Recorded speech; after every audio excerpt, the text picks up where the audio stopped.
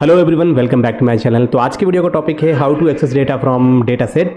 और आज हम आपको ये भी बताएंगे कि किस तरीके से आप फर्स्ट, प्रीव्यू, नेक्स्ट और लास्ट ये जो बटन है इनका कोडिंग आप कैसे करोगे। ओके, तो सबसे पहले चलते हैं हम अपने डेटाबेस में आ जाते हैं। देखो यार, मेरे पास तो एक टेबल है, मैं आपको दिखा दूँ। ये एक टेबल है, टेबल का नाम क्या है, टीबीएल कस्टमर, और इसमें है customer ID, name, balance, city और स्टेट।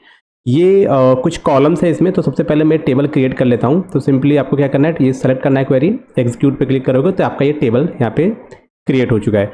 तो यहाँ पर आप देख पा रहे हो, यहाँ पर हमने जो कस्टमर आईडी है वो भी हमने यहाँ पे इंटर कर रखा है। ठीक है, नेक्स्ट टाइम पे नहीं किया था। तो अभी क्या करेंगे, इनको सेलेक्ट करो और जैसे आप एग्जीक्यूट पे क्लिक करोगे अब आपके सारे के सारे जो रिकॉर्ड हैं ये इंसर्ट हो गए आपके टेबल में। तो आप यहाँ पर देखने के लिए आप ये सेलेक्ट की क्वेरी आप यहाँ पे एग्जीक्यूट करोगे तो आपको ये सारा का सारा रिकॉर्ड आपको नीचे यहाँ पे दिख जाएगा। यहाँ पर आप देख पा रहे हो सारे के सारे रिकॉर्ड यहाँ पर आपको देखने को मिल जा रहे हैं। और साथ ही साथ आपके पास आप सेलेक्ट करने के लिए आपके पास एक और क्वेरी है, कौन कौन सा कॉलम हमें चाहिए, मैंने उस कॉलम का नाम यहाँ पे दे रखा है। अब हम चलते हैं विजुअल स्टूडियो की तरफ। तो यहाँ पर हमारे पास एक फॉर्म है। इस फॉर्म में यहाँ पर ऊपर हमने जो बूटस्ट्रैप का सीरियल लिंक है हमने वो यूज कर रखा है, बूटस्ट्रैप का सीरियल लिंक।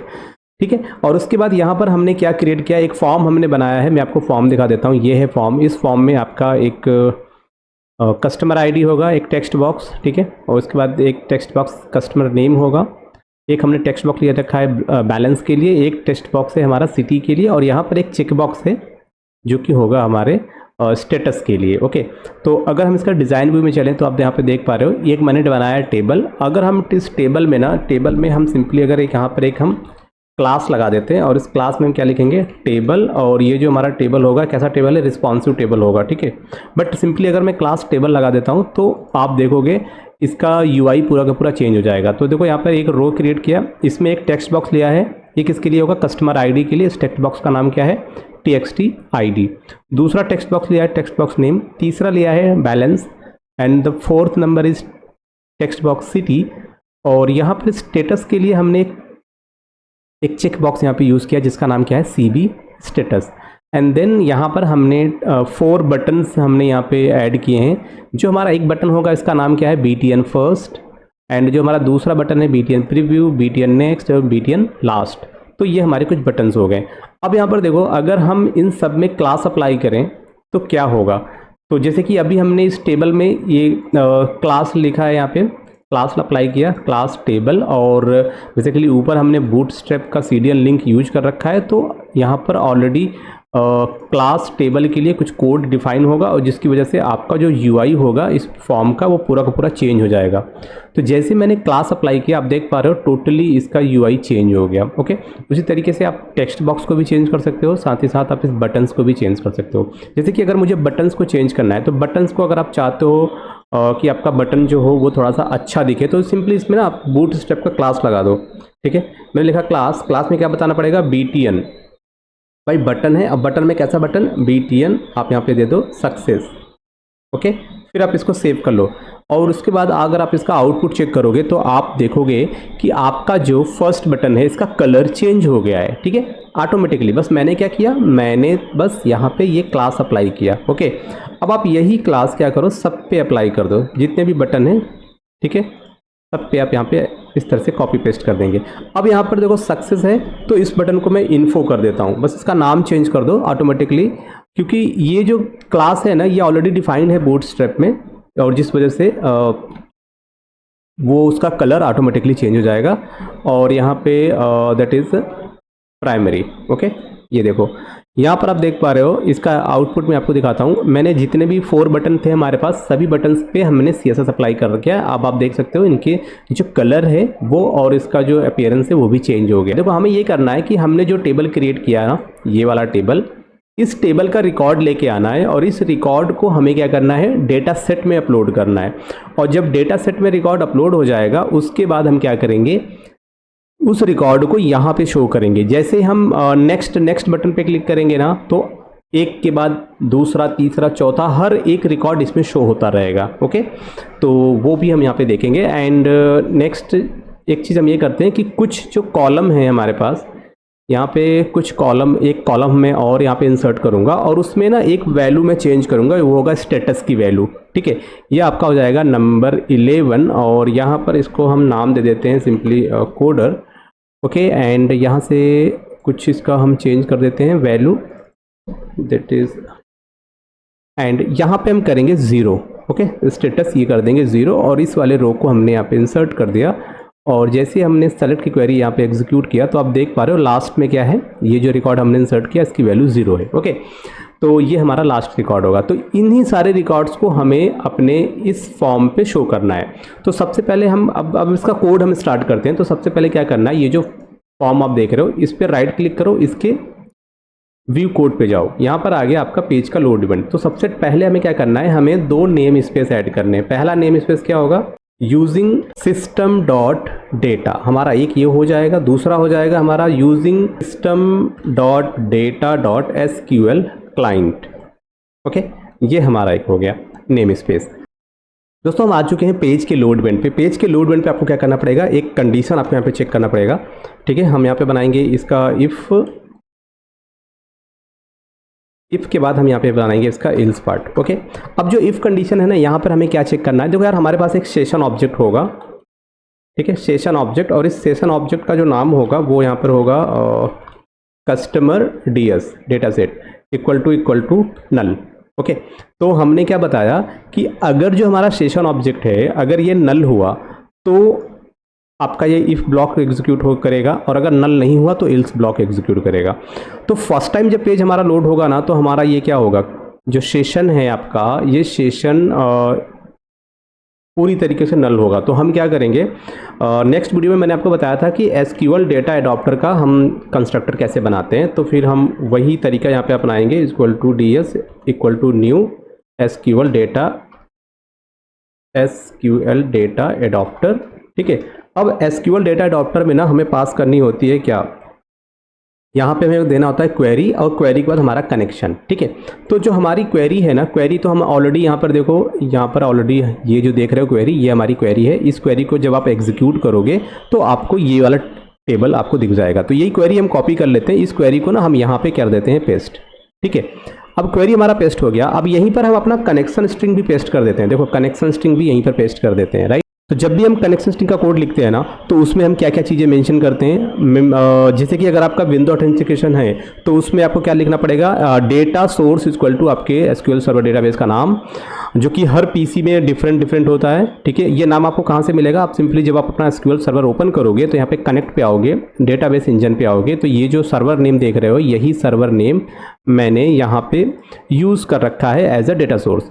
इनिशियल कैटलॉग आपका जो डेटाबेस का नाम होगा, तो मेरा जो डेटाबेस का नाम है SMS। इसी SMS डेटाबेस के अंदर जो भी हमारा टेबल, हमने जो एक कस्टमर टेबल क्रिएट किया है, इसी के अंदर इस टेबल वाले फोल्डर में है। तो हमारा जो डेटाबेस का नाम होगा इनिशियल कैटलॉग SMS, और यहाँ पर विंडो ऑथेंटिकेशन है तो इंटीग्रिटी सिक्योरिटी ट्रू। सिंपली आप इसको सेव कर लो, और उसके बाद आप यहाँ पे देख पा रहे हो ये आपका कोड पूरी तरीके से सेट हो चुका है। ठीक है, ये देखो यहाँ पर सेट हो चुका है। अब इसमें हम एक चीज़ और करते हैं, यहाँ पर हमें ना एक ऑब्जेक्ट क्रिएट करना पड़ेगा डेटा सेट का।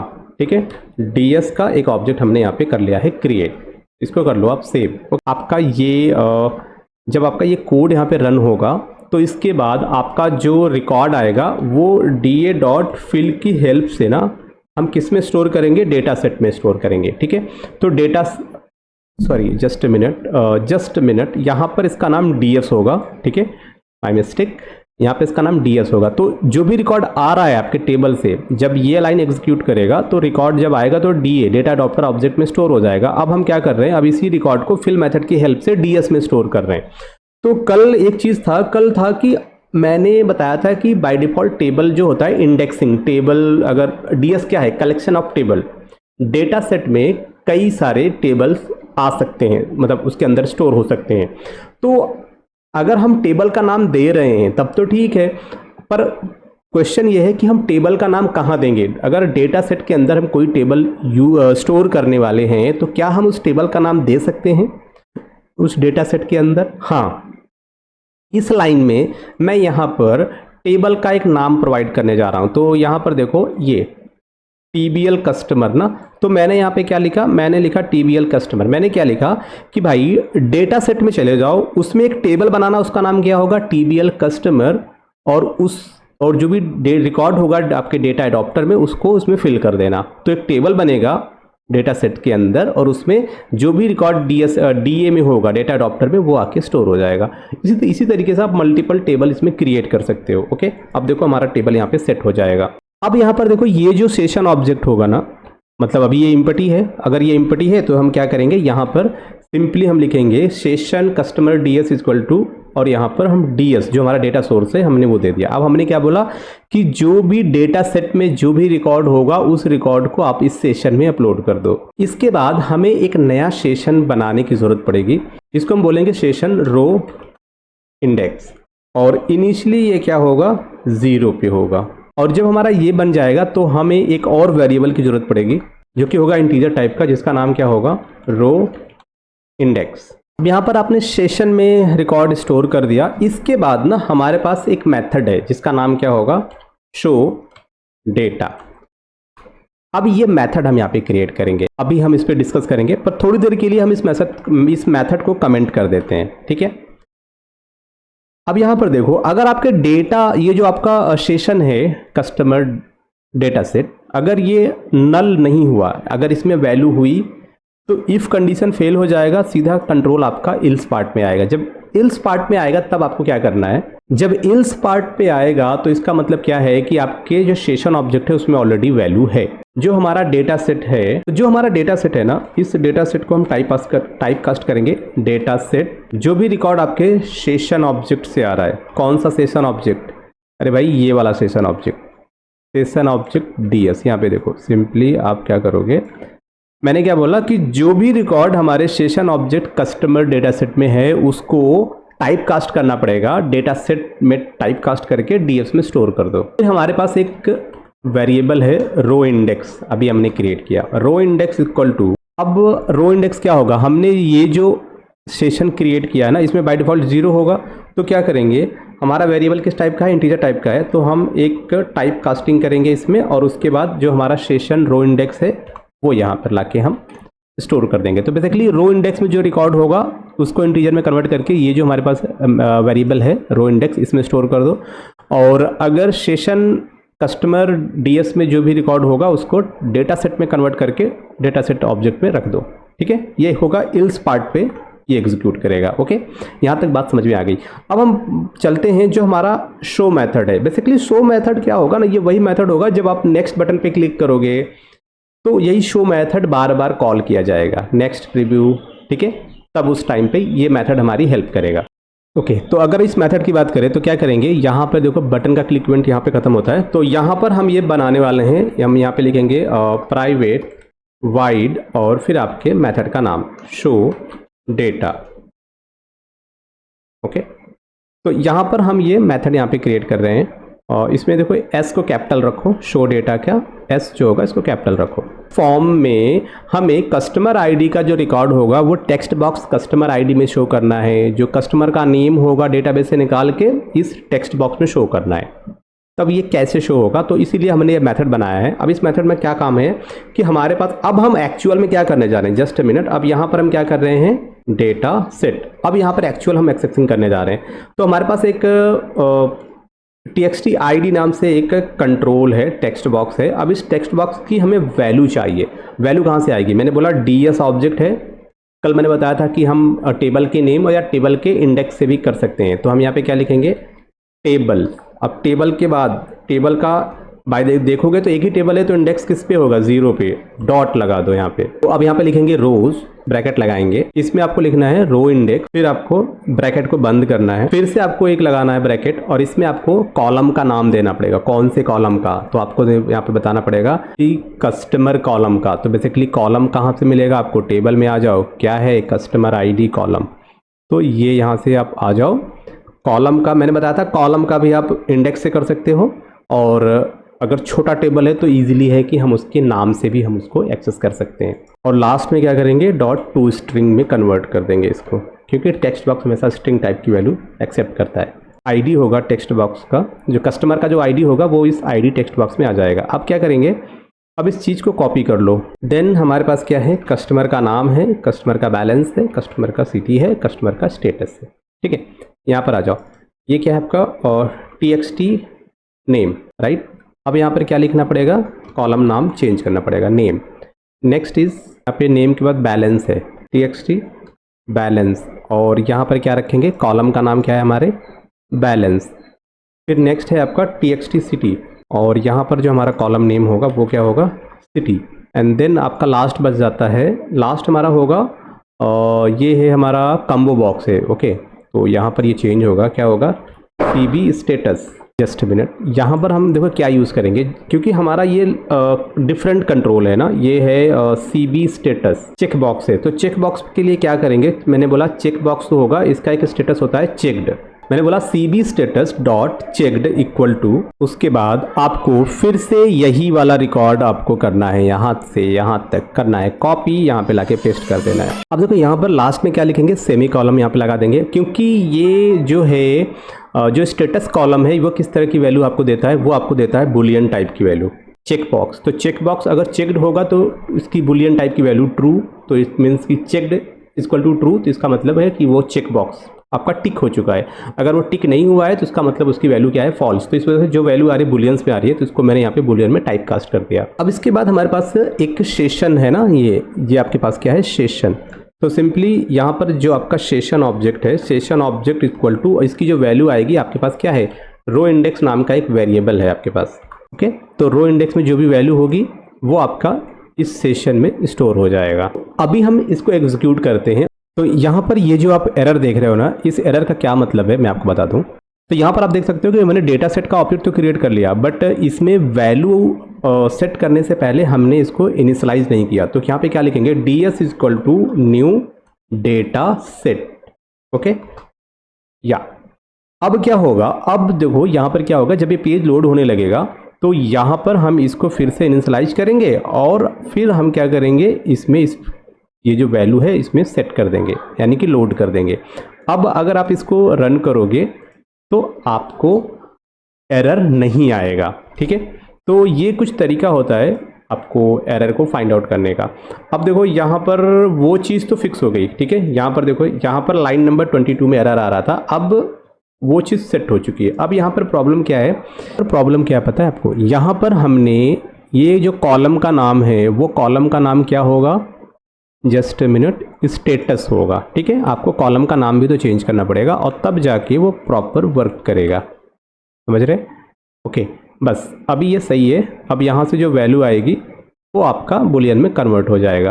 तो गाइस आप देख पा रहे हो ना, फर्स्ट टाइम पे हमें ये एरर मिला था, इसको फिक्स किया हमने। सेकंड टाइम पे हमें ये एरर मिल गया, यहाँ पर हमने ये जो सिटी देख रहे हो, सिटी नहीं होगा, कॉलम का नाम था स्टेटस, और जैसे ही अभी क्या किया, उसको चेंज किया। तो आप देख पा रहे हो यहाँ पर आपका जो फॉर्म है, इस फॉर्म पे आपका कस्टमर का आईडी, उसका नाम, उसका बैलेंस और उसका सिटी, और यहाँ पे स्टेटस टिक है, यानी कि स्टेटस ऑन है उसका, ठीक है। तो ये डेटा आ चुका है।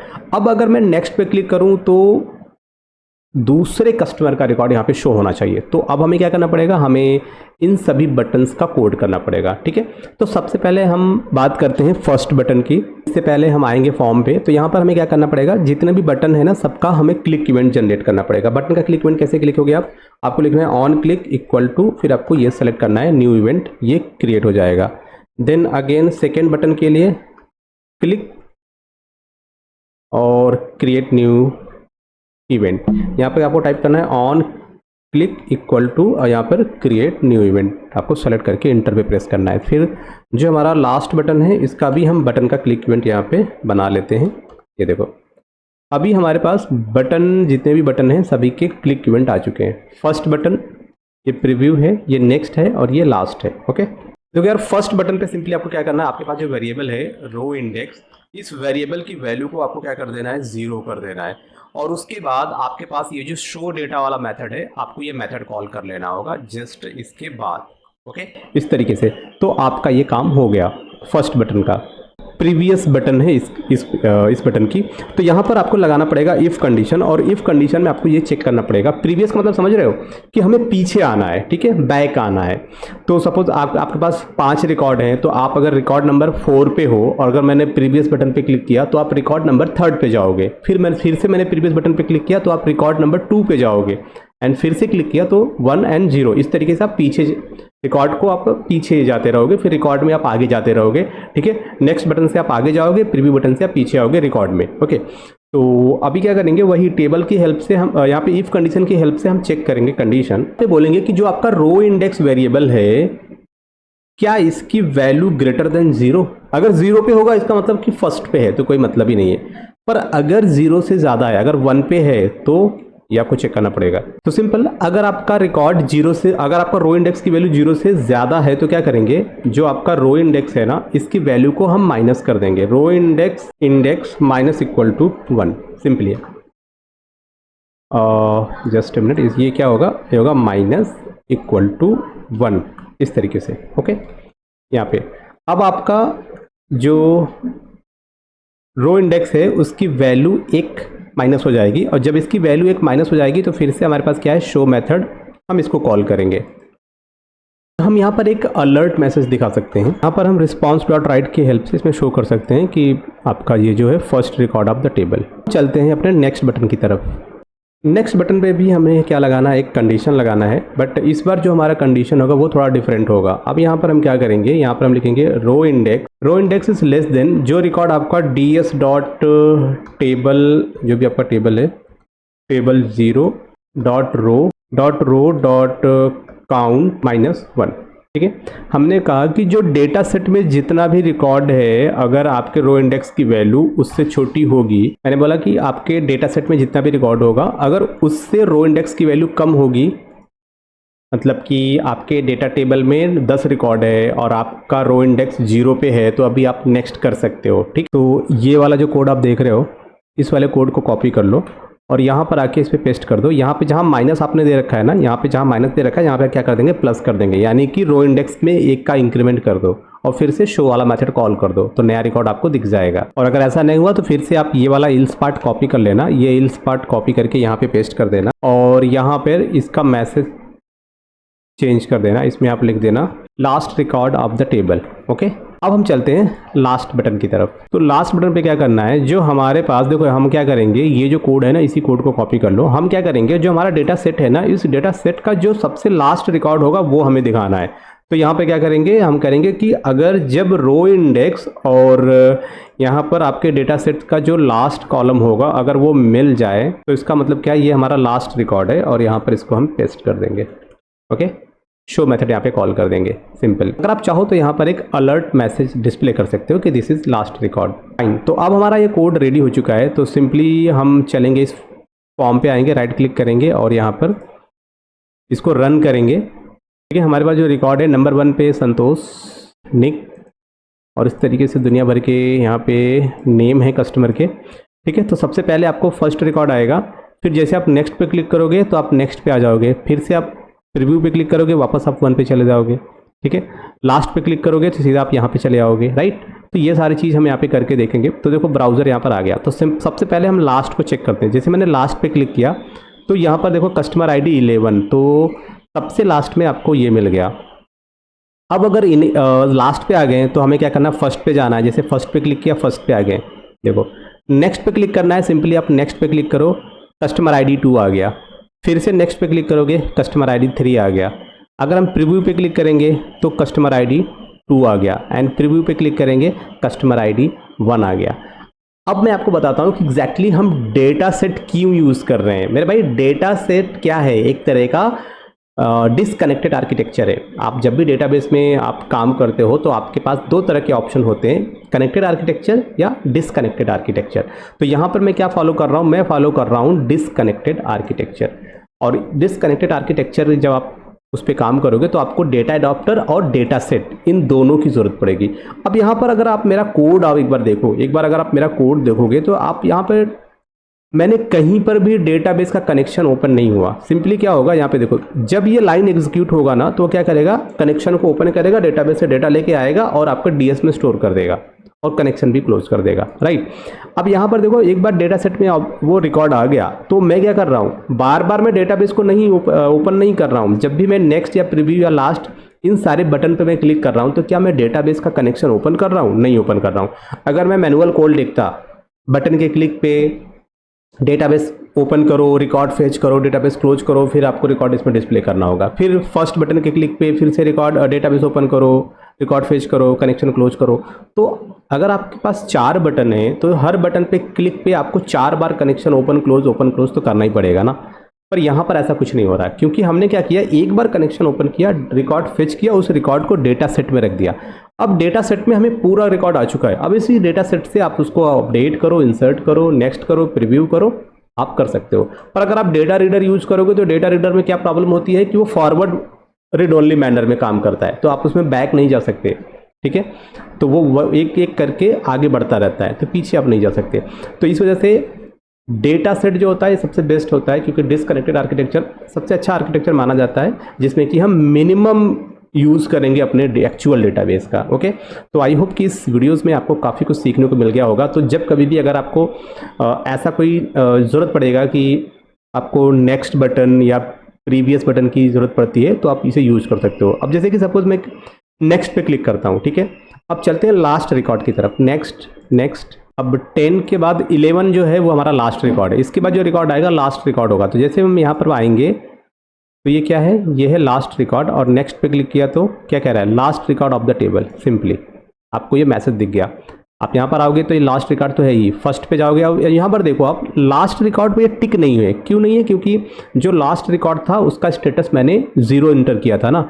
पर मैं प्रीवियस पे चलता हूँ, जैसे मैंने इस पर किया, देखो ये टिक आ रहा है। फर्स्ट पे जाओगे, फर्स्ट वाला क्या है, टिक आ रहा है। पर जैसे आप लास्ट पे जाओगे तो लास्ट तो अनटिक था ना, तो उस वजह से ये देखो अनटिक आ रहा है, राइट। तो ये कोड आपके लिए काफ़ी हेल्पफुल होगा। इस कोड को मैं टेलीग्राम पे अपलोड कर दूंगा, तो जिनको भी चाहिए तो प्लीज़ टेलीग्राम ज्वाइन कर लो, वहाँ पर ये कोड मैं शेयर कर दूंगा। तो आई होप कि आपको इस वीडियो से काफ़ी कुछ सीखने को मिला होगा। तो जिन लोगों ने अभी तक सब्सक्राइब नहीं किया तो प्लीज़ सब्सक्राइब माय चैनल और शेयर करना वीडियो को, और साथ ही साथ इंस्टा पे फॉलो करो। मिलते हैं नेक्स्ट वीडियो में, तब तक के लिए टेक केयर, बाय बाय।